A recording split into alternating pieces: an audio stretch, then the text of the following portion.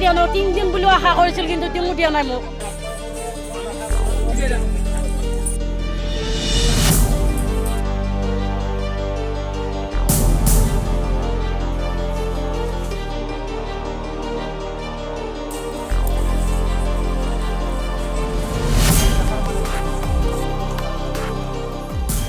বৰ্তমান মই উপস্থিত আছোঁ হাজো সমষ্টিৰ অন্তৰ্গত শ্বহীদ সত্যনাথ গাঁও পঞ্চায়তত এয়া মই আপোনালোক প্ৰথমে দেখুৱাই ল'ব বিচাৰিছোঁ এয়া শ্বহীদ সত্যনাথ গাঁও পঞ্চায়তৰ এইটো এটা কাৰ্যালয়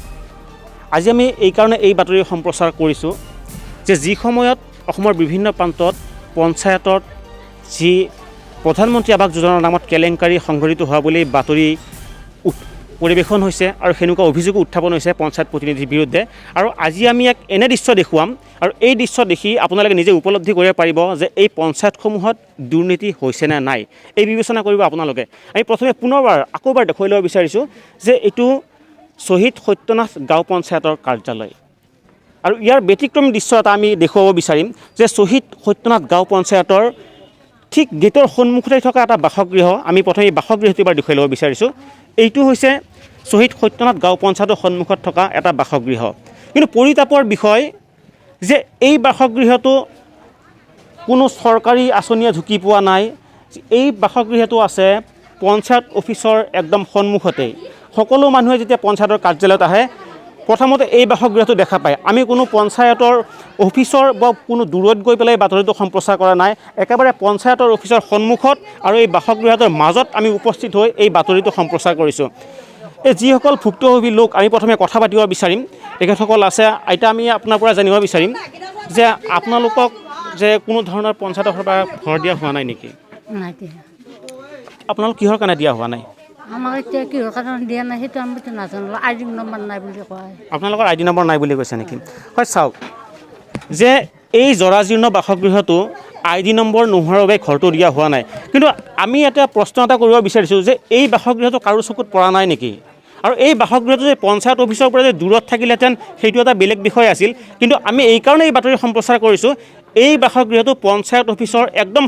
সন্মুখ ভাগত আছে আমি এই গাঁওখনৰ কিছু নাগৰিক আছে আমি তেখেতসকলৰ সৈতে আমি কথা পাতিম যে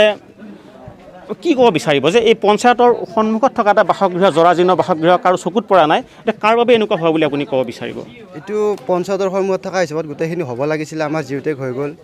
জিঅ'টেক হৈ যোৱাৰ পিছত লিষ্ট ওলাই গ'ল লিষ্ট ওলাই যোৱাৰ পিছতো আমাৰ এইখিনি বাদ পৰি ৰ'ল তথাপি আমি আগত পঞ্চায়তত প্ৰতিবাদ কৰাতে চিউ বাইদেউ আহিল চিউ বাইদেউক মাতিলোঁ আমি ইয়াতে মাতাৰ পিছত কৈছে যে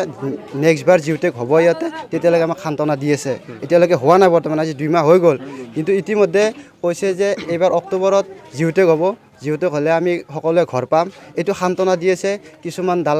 দালাল লগ লাগি কিনে আমাৰ এই যিখিনি জিঅ'টেক কৰিছিলে আগতে সেইখিনি দালালে লগ হৈ পেলাই আমাৰ গোটেইখিনি আমাৰ চুবুৰীটোক ডাইৰেক্ট কাটি দিছে ইয়াতে কোনোৱে নাই এজন মাত্ৰ ঘৰ পাইছে মাত্ৰ বাকী মাজেও বহুতে পোৱা নাই ঘৰ বাক্তিয়াখিনিত গোটেইখিনি প্ৰায় নোপোৱা দুখীয়া মানুহ এইখিনি মানুহ পাব লাগে আৰু আমি সেইখিনি জানো হয় এয়া কৈছে যে এয়া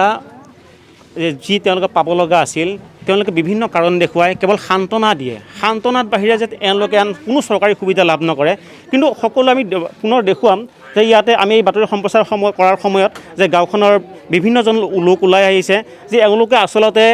এনেকুৱা ধৰণৰ এটা বাসগৃহ চৰকাৰী আৱাসগৃহ পাব লাগে নে নালাগে কেৱল এইটোৱেই নহয় এই গাঁওখনত থকা প্ৰায়কেইটা আৱাসগৃহৰ এনেধৰণৰ জৰাজীৰ্ণ ৰূপ কিন্তু কোনো এনেকুৱা ধৰণৰ বাসগৃহ লাভ কৰা নাই আমি প্ৰশ্ন উত্থাপন কৰিম যে কিহৰ বাবে এনেকুৱা ধৰণৰ আৱাসগৃহ